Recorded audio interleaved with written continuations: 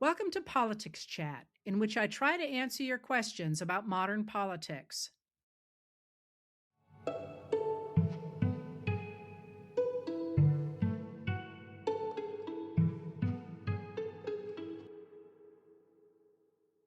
I hope you all have had a good summer so far, but a good weekend. We're up to Tuesday. We had lots of family here for the weekend, so I'm a little bit at loose ends here, but I can get into some of your questions today. And I'll start with the easiest one of the bunch. People asked what is happening with the Maine State Senate race after the Maine Democratic candidate Graham Plattner sort of spectacularly imploded. And the answer to that is that at this point, I believe all but one of the Democratic challengers, the people running for Senate from Maine as a Democrat, have pulled out except one, and that is Troy Jackson. By the way, they were all fine candidates. They weren't scurrying away. They all have united behind Troy Jackson, who is a former state Senate president. He is from the northern part of the state, a woodcutter, and a perfectly fine candidate. So the thing to watch, I think, in Maine is the fact that Susan Collins is unbelievably unpopular, despite the fact that, one of the things about Maine is that people tend to vote for people with whom they are comfortable. And just as in, we don't like a lot of change up here. And that we'll see how she does in this election. She's got a lot of money behind her. She's a really good campaigner. People, again, tend not to like change, so they tend to fill in that box next to her. But she used to have a reputation for being somebody who would work across the aisle. And in many ways, that was never really deserved. That was more people like Olympia Snowe, who has long gone from her senatorial seat. But right now, Susan Collins is enormously unpopular, and the recent shooting death of an immigrant who appears to have been in the country legally in Biddeford, Maine, is not making Susan Collins any more popular, since she is the chair of the Senate Appropriations Committee and put together the package and then voted for the package that put more money behind ICE and Border Patrol, the immigration agencies that have been cracking down so hard on undocumented and sometimes documented immigrants, and also are responsible for the deaths of American citizens. So we'll see how that plays out. She has been backpedaling pretty seriously since that shooting death of last week in Biddeford. All right, so that was an easy question. Look for Troy Jackson as the Democrat running for office for the Senate here in Maine. And the other question that is a bit longer to answer is, somebody just wrote and said Collins doesn't work across the aisle. No, she votes against the Republicans when they don't need her vote. Otherwise, she's really quite a reliable vote for the Republicans, for Trump. And she, of course, was instrumental in agreeing to Brett Kavanaugh, sort of accepting his suggestion that he would not overturn Roe versus Wade. And of course, he promptly voted to overturn Roe versus Wade, the Supreme Court decision of 1973 that recognized abortion rights. And now, of course, we're seeing people dying from miscarriages and from conditions that previously could have been easily treated, that now a lot of states have put in place laws that make that hard for doctors to know what they can do in case of a miscarriage, for example. So there's real anger over that as well. Anyway, the other question that you asked that was really easy to answer in this moment is, why on earth isn't anybody invoking the 25th Amendment and to the Constitution, which deals with what happens when a president is unable to fulfill his duties? And I wanted actually to get into that a bit, because people ask me this all the time, and they seem to think that somehow it's a dereliction of duty on the part of the Democrats not to invoke the 25th. But the 25th is very complicated, and the Democrats have nothing to do with it. So I wanted to read that to you, but I also want to give you a little bit of a background of it, because I know you're going to be misinformed if you look it up. Most of the things you'll find on the web say that the 25th comes about because of the assassination of John F. Kennedy in 1963. That's true. We get the 25th after that, but it was actually Eisenhower who wanted the 25th. And that, I mean, he wanted an amendment. He didn't know it was going to be the 25th. And the reason for that was twofold. He had his own health issues and at one point had to undergo surgery, and there was no clear succession, no clear blueprint for what would happen if something, if for some reason something happened when the president was under anesthesia, for example. And although we had had circumstances in the past in which a president had not been able to fulfill the duties of the presidency because of surgery, for example, Grover Cleveland has a cancerous tumor taken out of the roof of his mouth. He's under anesthesia when that happens. There are times when Woodrow Wilson is unable to fulfill the duties of the presidency. There really was no period in which that had happened and anybody had recognized that things could happen very quickly and something needed to be in place in case something did happen to the president. So, for example, when James Garfield lies dying for as long as he does from the infection from the assassination attempt on his life. It's Chester Arthur, the vice president at that point, is still kind of being a man about town. There's no great rush for anybody to do anything. And then, of course, Chester Arthur has to step in after the death of Garfield in September of 1881.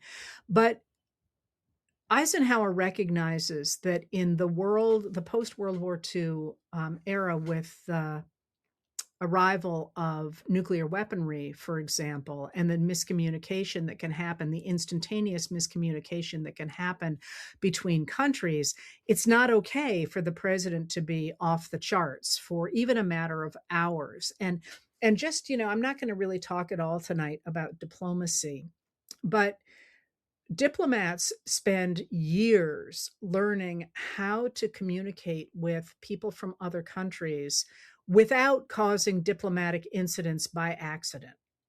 Make the right language. There's a language of diplomacy. And one of the things that the modern world did is it sped all that stuff up so that people could make errors, sometimes inadvertently, without intending to. And Eisenhower was very aware of that and recognized that something needed to happen, but to make sure that the president was always covered. But Eisenhower also cared about it for another reason, and this, I think, matters a lot in terms of humanity, but also in terms of this particular moment. Eisenhower had been in the service in World Wars I and obviously World War II. And in World War I, he had observed as an officer had become battle weary. That is, he stopped making good decisions, and he sent a lot of people to their deaths. And Eisenhower recognized at the time that there had to be a system in place for underlings to say to their superior officer in this case, but also the presidency later on, hey, you're not okay. You need to take a break. You need to sit down. You're not making good decisions. And that's what he was trying to do with the 25th. Now, people around him didn't think it was as imperative as he did. So the drive for it really takes off after the assassination of JFK, but that's why we get it. Eisenhower wanted to make sure that somebody could stop a president from doing something that would become disastrous. And because he had watched it in World War I in the case of the military.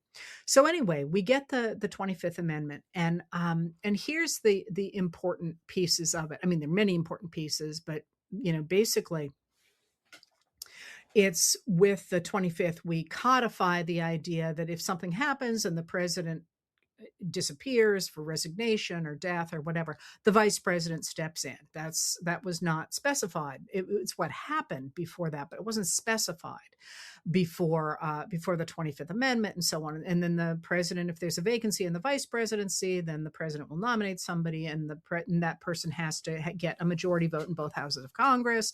That's where we get all that. But where it really gets down to the meat that you're asking about is in Section 4. This is Section 4 of the 25th Amendment. It says, whenever the vice president and a majority of either the principal officers of the executive departments, that's the cabinet officers, or of such other body as Congress may by law provide. Put a pin in that for a second.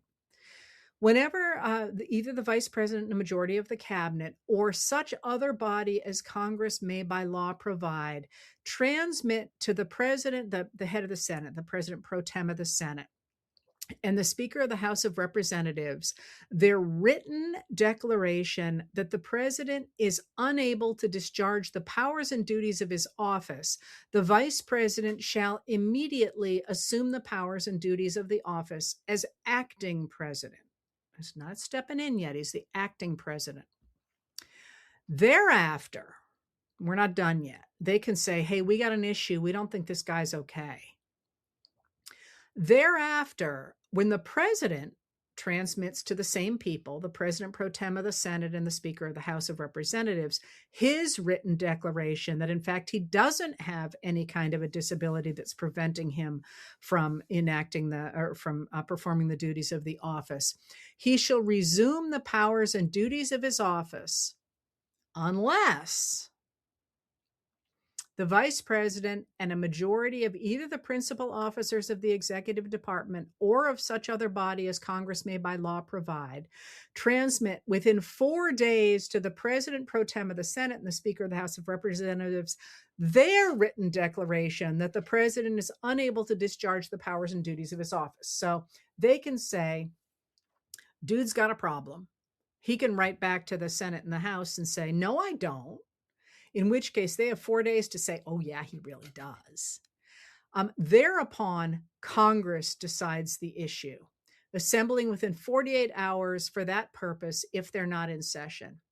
If the Congress, within 21 days after the receipt of that final declaration from that first body that said, hey, he's got an issue, if the Congress within 21 days after receipt of the latter written declaration, or if Congress is not in session within 21 days, it determines by 2/3 vote of both houses that the president is unable to discharge the powers and duties of his office, the vice president shall continue to discharge those duties as acting president.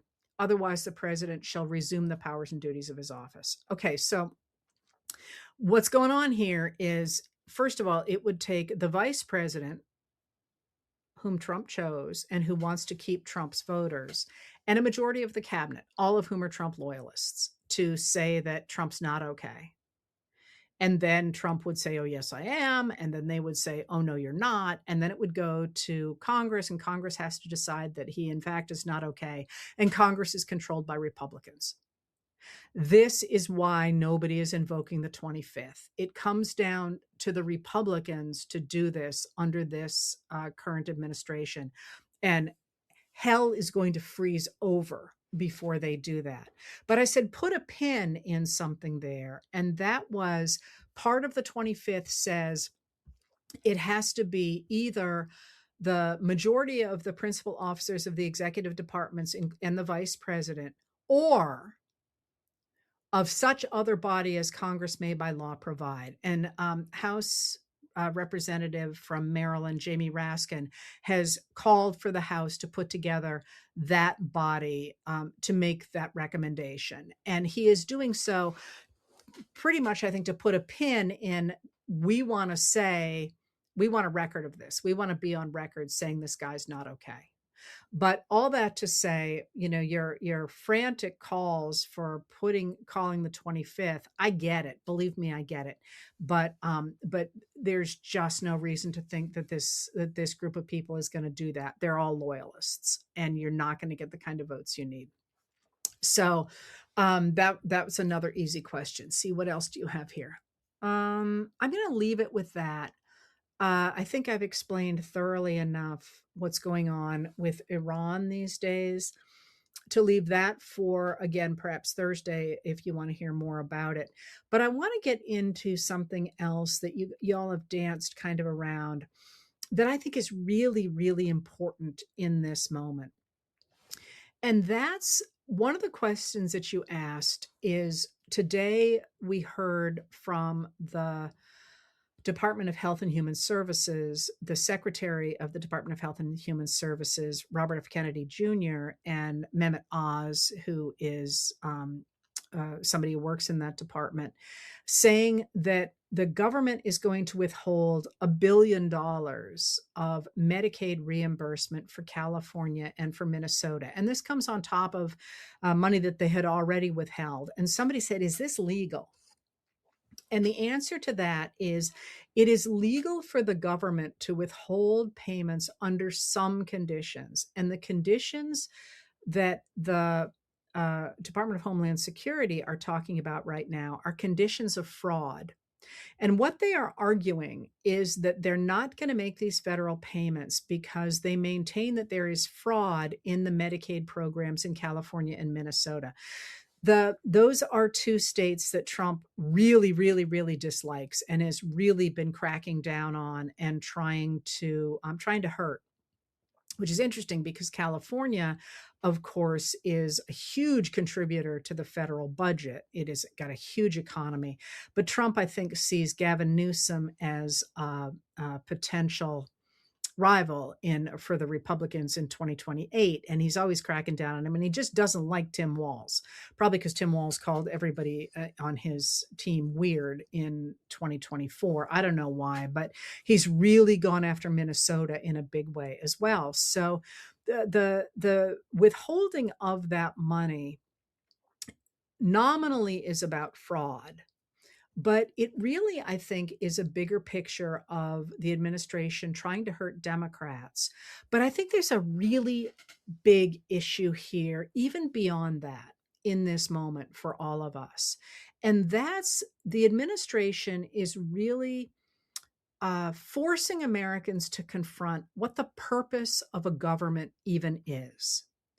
Because these arguments that programs that help the American people are fraudulent, that there's fraud in them, and therefore they must be cut, has pretty clearly been an excuse to cut taxes for the wealthy and for corporations. They're finding that extra money that's still causing huge contributions to the federal debt, but they're finding that money by making really dramatic cuts to Medicaid, for example, but also to the Supplemental Nutrition Assistance Program. The cuts to the Supplemental Nutrition Assistance Program in the One Big Beautiful Bill Act of last July were the largest cuts ever to that program. And they also instituted a bunch more work requirements and shifted a lot of the administrative costs of the SNAP program, which is the successor to food stamps, to the states. And they made it so that if there was an error rate of above 6% in states for SNAP benefits, that the federal funding would be cut off. And what that has meant is it's really made states claw back the degree to which people can get SNAP benefits and made it much harder to do the paperwork for SNAP benefits. And I want to be really clear that the error rate, that number that you are seeing, the error rate, which hovers above 10% for most states, is explicitly in government publications, including on the web. So you can look this up. That is not a fraud rate. They literally say this is not a fraud rate. What it means is that there has been either an overpayment or an underpayment, probably because the coding, when a practitioner puts coding onto federal forms, they put down the wrong numbers sometimes. So if you think about the forms that your doctor fills out, for example, and they have codes for whatever reason you're there, when those get filled out wrong, that is an error rate. Those all go into an error rate. That doesn't mean somebody is getting, $5 extra a month, which, by the way, the payments that we have for SNAP are ridiculously low, but there we have it. So they're making these dramatic cuts, and dramatic cuts to the tune of, in Arizona alone, there have been cuts of 440,000 people have been cut off of SNAP since the One Big Beautiful Bill Act went into place. And the Republicans are like, yay, this is great. We're getting rid of fraud. And yet what we're doing is we're saying that people who need food aren't getting it. And that cutting of public services in the name of getting rid of fraud does a number of things. First of all, it suggests that people who need governmental assistance are cheating. And there 100% is going to be some fraud in everything because people, right? They just do that. But the idea that the problems in our government are, some single mother getting 100 extra bucks for food for her children is a real, I mean, it's worth examining how you think about that, because I'm going to make the argument that a government should take care of its people, that that's first and that's foremost, that's really literally what a government is supposed to do. It's supposed to do for people what they cannot do for themselves. And the fact that this Republican government is cutting those things and saying, no, no, no, those people are creating fraud is itself a statement about what a government should be. But I wanted to bring that up now because you've got the Medicaid withholding in the news today, and you have the SNAP cuts in the news today. You also have, at the same time today, Secretary of Defense Pete Hegseth was in front of Congress making the case for a supplemental funding bill. This is not the normal appropriations bill, but a supplemental funding bill for the war in Iran. And what the government has asked for is about 87 billion with a B, billion dollars, because it has run through so much money for Trump's war in Iran. And from that money, about 67 billion in it is for the Defense Department to replace the munitions that have been lost and the other costs of the war fighting. This does not appear to be anything to do with the rebuilding of the bases that have been so profoundly damaged after or during the military strikes. And the government has refused still to include Congress, our representatives, in the declaration of this war or in the authorization of continued force under the 1973 War Powers Act. And this is a really big deal for me. If you listen to me, you know I care deeply about this because this was fundamental to the construction of the Constitution. The idea that the representatives of the American people would decide whether they wanted to spend their lives and their treasure, they literally used that word in that era, the idea of their money, for a war. And this, in this case, the Department of Defense was in front of Congress saying, we need this money because we've run through this money, the huge amounts of money we already had, even though you had no say in that. And the money they're looking for, as I say, is about 67 billion for the Defense Department. And then another 11 billion for basically a bailout for farmers. And I'm going to get to that in a minute as well, why farmers are hurting right now. And then about $10 billion to implement the pieces of the so-called Save America Act, which is the voter suppression act that Trump wants so badly and that has passed the House. You asked me if it had passed Congress. It has passed a version of it. There's a couple of versions out there, maybe more than two. A version of it has passed the House of Representatives, but it's dead in the water in the Senate, at least right now, because senators recognize that Trump is essentially destroying the Republican Party in order to keep himself in power, and they don't want to do that. And you've seen pretty clearly people like Lisa Murkowski, who's a Republican from Alaska, saying, I'm not going to do this, because you're not just cutting out the Democrats the way you're arguing, and you're certainly not cutting out fraud. You're actually going to really badly hurt Alaska. And she had a piece in the Wall Street Journal about 3 or 4 days ago, if you have access to that. If you don't, you can sometimes get it through a library. It's a very, very expensive newspaper to subscribe to. So I know not everybody has it. So, why am I bringing this up here? Because one of the things the administration has poured money into is the military and into the Department of Homeland Security. The Department of Homeland Security is that catch all department that is a pretty new department and in which is housed Immigration and Customs Enforcement and Customs and Border Protection, which is the umbrella agency for Border Patrol. And Border Patrol is that other branch that cracked down so hard on immigration in Minneapolis. And the agents, I believe it was for Border Patrol, were the ones who shot and killed Renee Good and Alex Preddy there, U.S. citizens who were protesting ICE obviously in a nonviolent fashion and exercising their constitutional rights.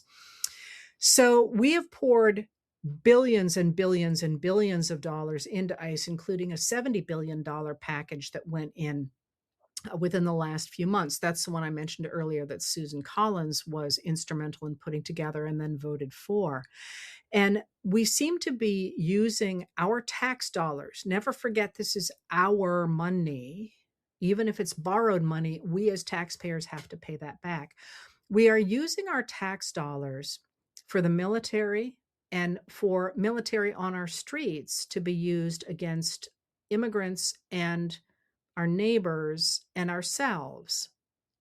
Again, think about the ways we are using our money. And the other piece that we are spending money is on Donald Trump's corruption, essentially. And aside from the money that has gone into cryptocurrency, the money that he has made, the $2.3 billion he has taken home through cryptocurrency, one of the things that just jumps out to me is the extraordinary amount of money that we have spent, again, of our own money that we put into budgets for our national parks, into fees for our national parks, that he has simply taken for the reflecting pool, for the gilding of the horses, the bronze horses behind the Lincoln Memorial, for this arch he wants. And of course, the taxpayer money, the currently more than I think it's about $400 million, not billion dollars that he has earmarked for. That's the wrong word, actually. We use it colloquially, but that he has signed off on for his ballroom. And remember that when he was out in front of the cameras, literally saying that not a dime of American taxpayer money would go to that ballroom, he had already been informed that more than half of the cost of that ballroom was going to be paid for by the American taxpayer. So he just flat out lied about that. So what I'm setting up here is that, we have built in the United States since 1933, really, but certainly since World War II, a system in which we have invested in ourselves. We have taken our tax dollars and we've said, we want to spend our money in education. We want to spend our money in scientific research. We want to spend our money in medical research. We want to spend our money on national parks. We want to spend our money on infrastructure. We want to spend our money on making sure that if people don't have enough money to eat, that we feed them so that they are able to get an education and able to work their way into a better position in their lives. We want to spend our money on medical care. And what you're seeing under this administration is them saying, no, that's not how a government should spend its money. The government should spend its money by taking your tax dollars and spending it in a war, in this case, that we had no say in, but also in the industries that support that war, including the ones that Donald Trump's sons, Eric and Don Jr., have invested in, the drone companies, for example, which have gotten major contracts from the U.S. government, that basically we should be transferring our wealth, our money that we worked hard for, into the pockets of the defense industry and into Donald Trump's cronies. and that we should spend our tax dollars on agents in our streets that Trump would tell you are keeping us safer, but that in fact, if you look at who they're arresting people who don't have criminal records and who are caught. And now it occurs to me, I really should do a presentation on the history of our immigration laws, but are caught between the fact that our immigration laws have never, since the most recent ones went into place, have never matched our need for labor. They used to, they don't anymore, and haven't for a long time now. And remember that in fact, the under the Biden administration, the members of Congress actually wrote a bipartisan, quite slanted toward the Republicans, by the way, immigration law that Trump scuttled because he wanted to be able to do this. He wanted to be able to whip up people over immigration. And certainly the people in his administration want to be able to use our money to hurt our Black and brown neighbors. And again, it is certainly reasonable to believe that we should have arguments about what the government should be doing. But what I really wanted to put on the table tonight is the big picture thing. Where do you want your tax dollars to go? And what the Republicans have done really well since Reagan is they have said to you that the reason that our debt is climbing, the reason that our economy is hurting, and so on, is because um, minority people usually are using the system to take tax dollars away from you. That's the fraud argument. But if you look at the bigger picture here, which is now so clear thanks to Trump being in office, what you are seeing is policies that are going into place that, in a blanket way, badly hurt the American people as a whole, while our tax dollars are going into things that you may or may not think are a good use. And I told you I called out there the $11 billion is a bailout for farmers. American farmers are hurting terribly under Trump's tariffs. And one of the things that's happened is that essentially by starting the tariff war as he did on April 2nd of 2025, Trump killed American markets overseas for soybeans and other agricultural products. And places like China simply went to other countries like Brazil. And the American farmers now are stuck with not only the lack of markets, but also dramatically climbing costs of the diesel that they need for their vehicles, and the dramatically climbing costs of fertilizer, much of which comes through the Strait of Hormuz. So we're taking our tax dollars essentially to pay off the people whom Trump has hurt. And I look at this, and to me, it does not look sustainable.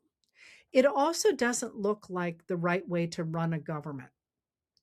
To me, it really feels like, Eisenhower was all over this. He was a Republican, but he said, every time you build a warship, and mind you, I am no pacifist. I'm a big believer in NATO. I'm a big believer in strength, peace through strength and all that. But every time you build a battleship, for example, you're stealing from people who otherwise could have schools or hospitals or roads. And and I feel like today, with watching these stories come up about the dramatic cuts to SNAP, the clawing back of money from Medicaid, the increasing movement of our tax dollars from public schools, for example, into private voucher systems, the privatization of our tax dollars, it just feels like a transfer of wealth from all of us to a very few privileged group, a very small privileged group of people. And that's not, to my mind, what government should be about. So, one of the things that has really impressed me in the last week are the number of people engaging not only with frustration at the Trump administration for what it's doing, but are saying, hey, wait a minute, this is what I would like to see in the government going forward. And people are starting to make a lot of sort of moves to make it harder for companies to consolidate, for example. And you're seeing lots of new advances in Maryland and in New York and in Illinois, where and in Massachusetts and in um, New Mexico, where governors are saying, "Hey, here's a way in which we can improve the lives of our people." And one of the things that got way little play today that I wish people paid more attention to, and that is that Senator Andy Kim of New Jersey, who is really, really, really smart, came out with something today that to me was kind of a light bulb. It's called Medikids, and it's a call for enrolling children in essentially Medicare, a medical system, as soon as they're born, when they're newborns. And that system will stay with them till they're 26. And this to me was, sort of revelatory because if you think about the cost of healthcare, children are really, really cheap. The real expense of healthcare is when you get older and you've got chronic illnesses or whatever. Children are really cheap. And this way to sort of start the ball rolling on new programs that invest in us as opposed to investing in a new drone company owned by Donald Trump's sons. That idea of investing in us from the beginning, I just loved that. I loved this idea that we could build something new with new people. And he just introduced it in the Senate. It has a lot of organizations behind it, including the American Academy of Pediatrics. But um, but I think we're going to see more and more new ideas like that, and we'll see if this one gets through. Obviously the Republicans are not going to like it, but why not? Like, isn't that what we should be doing? And what they are arguing instead is that any program that helps people is communism. That's the big thing right now on the radical right. Anything that does anything for anybody is communism. And it's simply not. Communism, the economic slash political system of communism, is one in which the people, represented by a government, own the means of production. So that means the factories and, the hospitals and utilities and everything is owned by the government, and the government tells you where you're needed in those. There is nobody in the great majority of the center, 80+% of us, who is making an argument for any kind of a system like that. The one person who is actively using the government to take over private industry is Donald Trump. He has been taking pieces of NVIDIA, for example, and saying the government's just going to take 10% of this, and then we're going to tell you what you should build. We're going to tell you how to run your business. In his case, that is a form of authoritarianism, but it's one that looks much like communism. That's not what investing in children, in education, in healthcare is. What that is, a term that is now being bandied about is democratic socialism, a term I don't actually like because people hear the word socialism and their hair catches on fire. But what those people are saying is that the government should provide those sources that Americans need to achieve self-determination. That is, to be able to work hard and get a good job, or work hard and get an education and become a teacher, or work hard and become a fine artist. The things that you need to do to make you able to achieve the best that you can achieve, as opposed to starving because you can't feed your children. The government needs to provide those things that people can't necessarily provide for themselves. We need to have equal access to resources, which is healthcare, um, education, food, and so on, shelter, so that you can actually invest in a business, start a new business. That is not communism. That is regulated capitalism. It's a regulated trade economy. And one of the things that I really want to push here and emphasize is that what you're hearing from me is actually somewhat to the right of what you would have heard from a Republican in the 1950s. What I am saying is to the right of people like Dwight Eisenhower. So the idea that this is somehow communism or some kind of radical craziness out there is absolutely a portrait of how far right America has slid. But you don't even have to go with political labels. What do you want the country to do? What do you want your government to do? And in this moment, I just feel like it feels like the momentum is changing. You've got Hegseth there in front of Congress saying, hey, we need another, what is it? $87 billion, a supplemental package. This is not the appropriations bill. This is extra. This is extra stuff we need because we've spent so much money in Iran. Oh, that war that you didn't actually get to have a vote on, but we need another 67 billion with a B for it. At the same time you're hearing that, with the other side, you're watching SNAP benefits being cut and Medicaid being clawed back and hospitals closing. And you just look at it and you think, that's not what government's supposed to do. At least that's what I think. And in this moment, it just is starting to feel like the momentum is changing, where enough of us are sitting here saying, wait a minute here.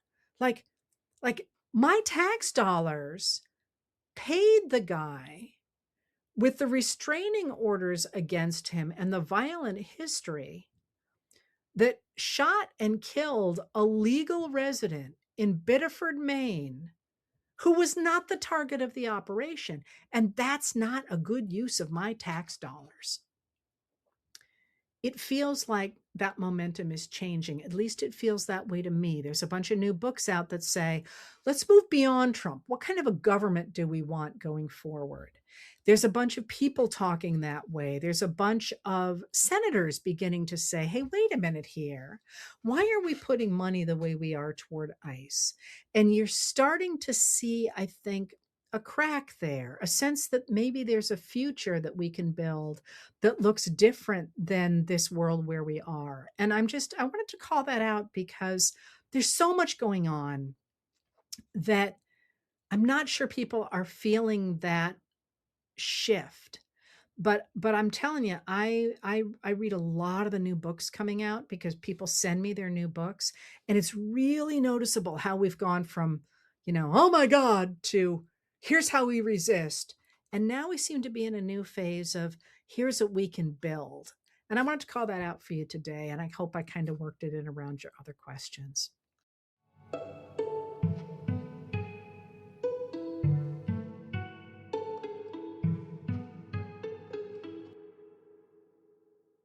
If you'd like to tune in live, I record these chats on Tuesday and Thursday at 6 p.m. Maine time on both my YouTube channel and my Facebook page. If you want to hear more from me, I write Letters from an American every night. It's available on Substack and on Facebook, and the audio version of the nightly letter is available the following day wherever you get your podcasts. And finally, on Saturday mornings, I talk with Dr. Joanne Freeman, the historian of the early republic, professor, and dear friend about history and politics.